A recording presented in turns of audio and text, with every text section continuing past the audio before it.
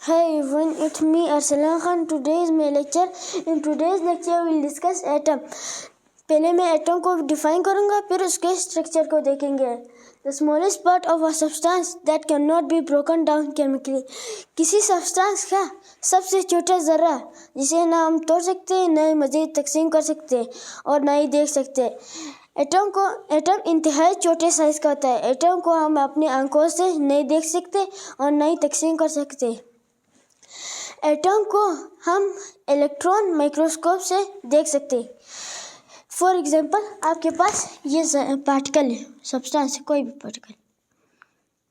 आप इसको तकसीम करें, मज़ीद तकसीम करें और मज़ीद तकसीम करें, और एक वक्त ऐसा आएगा कि आप इस पार्टिकल या सब्सटेंस को ना देख सकेंगे, ना ही तोड़ सकेंगे और ना ही मज़ीद तकसीम कर सकेंगे.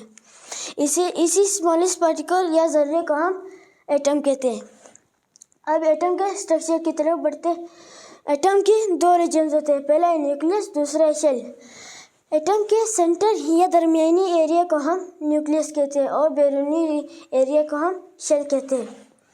न्यूक्लियस में प्रोटॉन और न्यूट्रॉन होते हैं. जो प्रोटॉन और न्यूट्रॉन है ये न्यूक्लियस के अंदर होते हैं. प्रोटॉन पर पॉजिटिव या प्लस का चार्ज होता है और न्यूट्रॉन पर कोई भी चार्ज नहीं होता, ये क्योंकि ये चार्जलेस होते हैं.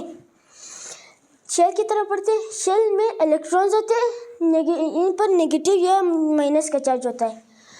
जिस तरह प्रोटॉन और न्यूट्रॉन शेल के न्यूक्लियस के अंदर थे, इसी तरह शेल में इलेक्ट्रॉन्स होते हैं.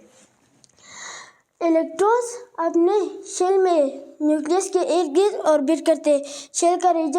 न्यूक्लियस का रीजन छोटा होता है और शेल का रीजन बड़ा होता है.